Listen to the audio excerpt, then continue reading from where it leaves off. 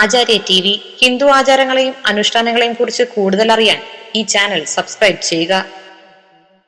എൻ്റെ ജ്യോതിഷ വിഷയത്തിലേക്ക് ഏവർക്കും സ്വാഗതം.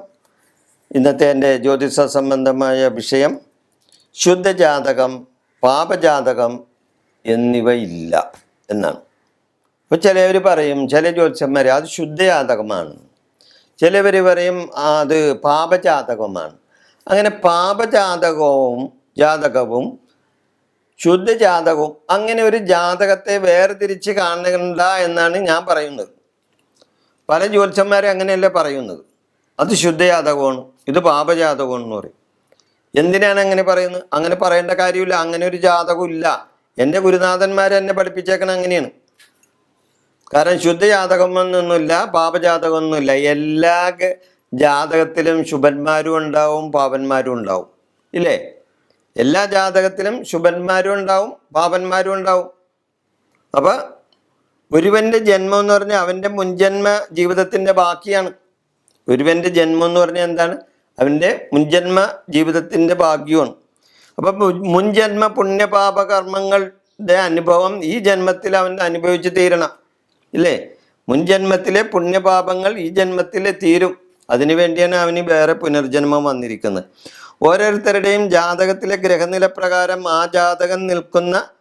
ആ ജാതകനിൽ അനുഭവയോഗ്യമായ കാര്യങ്ങൾ വന്നുകൂടും. അതായത് ഓരോരുത്തരുടെയും ജാതകത്തിലെ ഗ്രഹനില പ്രകാരം ആ ജാതകനിൽ അനുഭവയോഗ്യമായ കാര്യങ്ങൾ അവന് വന്നുകൂടും. ഗ്രഹനിലയിലെ ശുഭഗ്രഹങ്ങളുടെ സ്ഥാനവും ആ ഗ്രഹങ്ങളുടെ ദൃഷ്ടിയും, പാപഗ്രഹങ്ങളുടെ സ്ഥാനവും പാപഗ്രഹങ്ങളുടെ ദൃഷ്ടിയും ലഗ്നാധിപനെയും ലഗ്നത്തിനെയും ഒക്കെ ചിന്തിച്ചാണ് ഒരുവൻ്റെ ജാതക ഗുണദോഷങ്ങൾ ചിന്തിക്കുന്നത്, ഇല്ലേ? ഒരുവൻ്റെ ജാതക ഗുണദോഷങ്ങൾ എന്തൊക്കെയാണ് ചിന്തിക്കുന്നത്? എങ്ങനെയാണ്?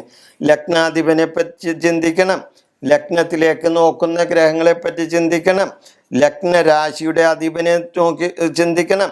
അങ്ങനെ ലഗ്നാധിപൻ നോക്കുന്നതും നിൽക്കുന്നതുമൊക്കെ രാശിയെ പറ്റി നോക്കണം. അങ്ങനെ പല കാര്യങ്ങളും നോക്കിയിട്ട് അത് ചന്ദ്രാലും ലഗ്നാലും നോക്കണം.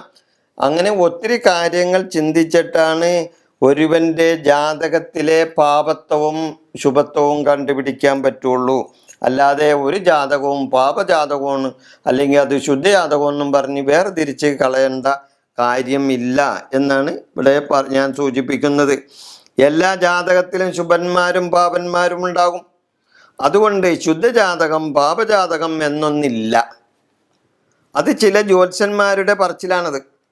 അതായത് ഇവർ പറയാൻ അതിന് ചില കാര്യങ്ങളുണ്ട്. അതുകൊണ്ടാണ് അവർ പറയുന്നത് 7ലും 8ലും പാപഗ്രഹങ്ങൾ നിന്നാൽ അത് പാപജാതകമാണെന്ന് വേണമെങ്കിൽ അവർ വിലയിരുത്താം. അങ്ങനെ പറയും. അതുകൊണ്ടാണ് ഇവർ ഇങ്ങനെ പറയുന്നത്.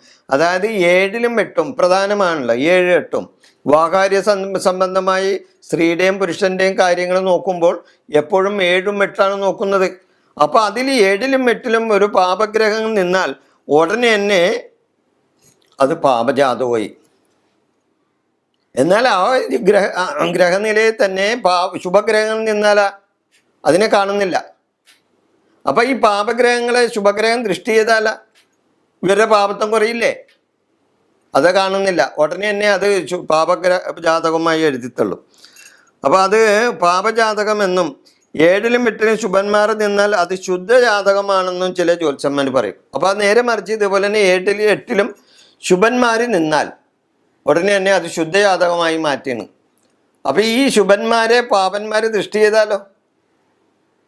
7ലും 8ലും നിൽക്കുന്ന ശുഭന്മാരെ മറ്റ് ഗ്രഹങ്ങളിൽ പാപന്മാരായ ഗ്രഹങ്ങൾ ദൃഷ്ടി ചെയ്താൽ ഇവരുടെ ശുഭത്വം പോകില്ലേ? അപ്പോൾ പിന്നെ പാപജാതകവും ശുദ്ധജാതകവും എന്ന് പറയാമോ? അങ്ങനെ പറയാൻ പാടില്ല. എല്ലാ ജാതകത്തിലും ഉണ്ട് ശുഭന്മാരും പാപന്മാരും. എല്ലാ ജാതകത്തിലും ശുഭന്മാരും പാപന്മാരും ഉണ്ടാവും. ദോഷപരിഹാരമായി നവഗ്രഹ